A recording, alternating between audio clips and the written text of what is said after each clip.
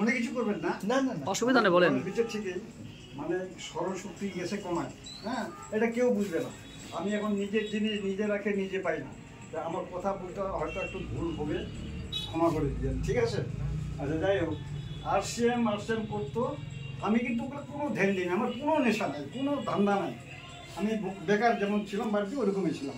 হঠাৎ করে এই কাকুটা আমার ভাইস্তার বাড়িতে যায়, ঠিক আছে? তো ওই মাল পরিমাণ দেখলে কী মাল নিয়ে আসেন আমি বলতেছি, তো উনি আমার বলছে এগুলা তো আমাকে পাত্তা দেয় না, আমি তো জানি না।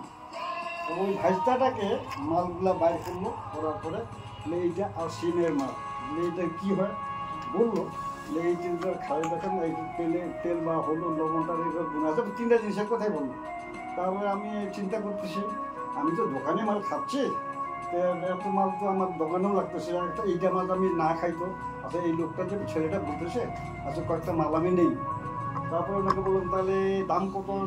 দাম বলছে ঠিক আছে, যদি নেন তো নেন, বেশি নেবো না।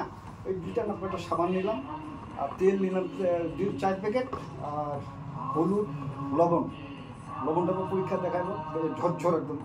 তা আমার মনে হচ্ছে এই জিনিসটা একটু ট্রাই করে দেখি। তো উনি কিন্তু বলে না যে, আমাকে বলে না যে আপনি নেবেন নাকি না করবেন নাকি খাবেন, আমি গরজ করে দিতে তাহলে তবে আমাকে দিত।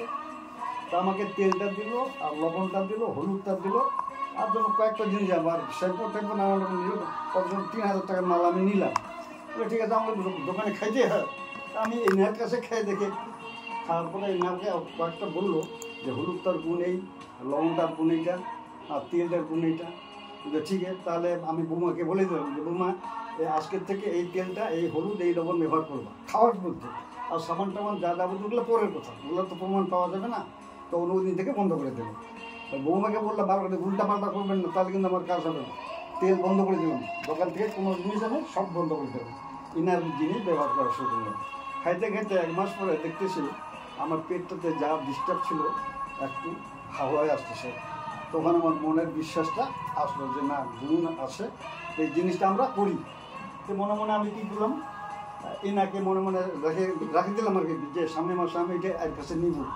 তো ফোন করলাম, আসলো, বললাম বাবু একটু তো উপকার পাইছি, তো এই জন্য ভালো আছে, তা আমার কেউ দেখি জানে না যে এই আরসিএমের যে ঢোকা যাবে বা আরসিএম করা যাবে, এটা পরে উল্লেখ করলো উনি। ঠিক আছে, তাহলে আমি চেষ্টা করে দেখি। তখন আমি ওনার কথাগুলো যোগ দিলাম। ওই 2 মাস 3 মাস তো মাল নিতেছি তো উনি বলছে তো আপনি ঢুকেন আরসিএমে, ঢুকলে পরে কিছু ফায়দা হবে, উপকার তো হবে, কিছু রাস্তাও পাবে। তো কথা শুনে আমার খুব ভালো লাগলো, যে ঠিক আছে, তাহলে আমার এখনও স্মরণশক্তিটা আসে যে এটাকে কী করে আমাকে বলতেছে মাল নাও এবং সেল করো। কিন্তু আমার এই যে কর্মজীবী হওয়াতে না, আমার আবার বয়স কিরকম? হ্যাঁ, বয়স এইবার থেকে আজকের থেকে মনে করুন 79 বছর। 79 বছর, মাথা খারাপ, বাপরে! শুরু হলো, এখনো করার ইচ্ছা, কম ব্যাপার না কিন্তু, সব থেকে বড় ব্যাপার কিন্তু। তখন আমি কি কাজ করলাম, ওনাকে বললাম যে দোকান তো করবো, কিন্তু আমার সব ব্রেনই এখন আগের থেকে এখন কোথাও বলতে পারি না ঠিক মতো, সব জিনিসে আমার কমজোরি হয়ে গেছে। এই প্যারালাইজ হওয়াতেই আরও দিমাগ খারাপ হয়ে গেছে, এই হাতটা আমার পড়ে গেছিলো ওষুধের দ্বারা খাই। এইটা যাওয়ার পর তো আমার দিমাগ শেষ। এটা মনে কিছু করবেন না, এই শরীরটা অসুখ যে আছে এটা কিন্তু কেউ বলতে পারবে না, মানে কখন গ্রাস করবে কোনো ঠিক নেই। তবে এই যতগুলো প্রোডাক্টস আছে, প্রোডাক্টগুলো 1 নম্বর আমি বুঝতে পেরেছি, প্রমাণও পাইছি।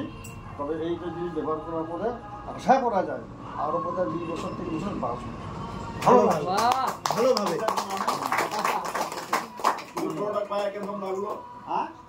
ফ্রি প্রোডাক্ট এর আগে পাইছেন, এখন যে পাইলেন আজকে এইগুলো পাইছি, তো এই যে মনটা আরো একটু ভালো। বেশি লোভ করি না, লোভে তো আমার জিন্দগি শেষ হয়ে গেছে বাবা। 400 টাকা বেতনে ঢুকছি, আর 1000-এ ছাড়ছি, এখন 20,000 টাকা পেনশন পাচ্ছি, এই আমার হিস্ট্রি। 400 টাকা বেতন পাচ্ছি, তখন বলছে বাপরে 400 টাকা বেতন, অবাক হয়ে যায় মানুষ। 400 টাকা মনে করলে জানো না, আমরা 1 আনা 2 আনা পয়সা গ্রামের খরচ করছিলাম, 400 টাকা, ওরে বাপ, মানে হয়ে উঠে গেল যে 400 টাকা বেতন চাকরি। তো 400 টাকা তখন আজকাল দিনে তো অনেক টাকা, 400 টাকা থেকে ঢুকে এই 8,000-এ পেনশন। আপনার কারণটা কেমন বলেন তো? আগের সেই এক সময় ছিল না আমাদের বাপ দাদুর, তখন চাকরির ভ্যালু ছিল না, লোক জানতো না চাকরির মধ্যে কি আছে। সেম আমি ওটাই বলতেছি আপনাকে, সেম এখন আরসিএম বিজনেসটাকে লোক ভ্যালু দেয় না, এখন বুঝে না যে এর মধ্যে কি আছে। কি আছে? বুঝবি আগামী দিনে, যেরকম এখন চাকরির জন্য লাইন লাগাতে হয়, হ্যাঁ। আগামী দিনে সেম আরসিএম বিজনেস আসার জন্য লাইন লাগাতে হবে, গ্যারান্টি কাগো।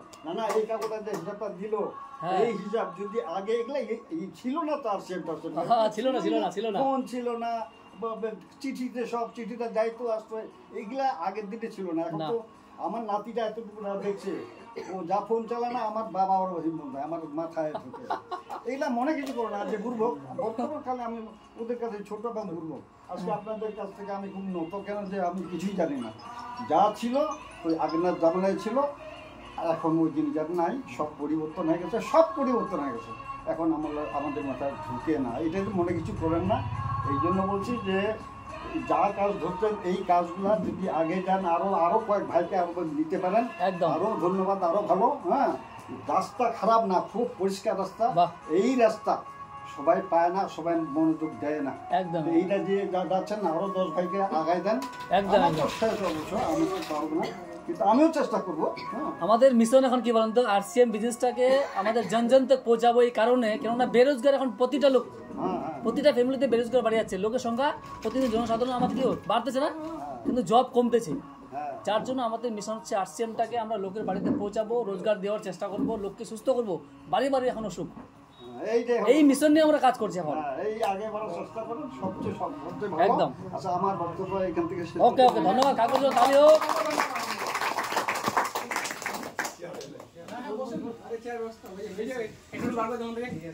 আমিও কিন্তু ভাবিনি যে কাকু এত সুন্দর কথা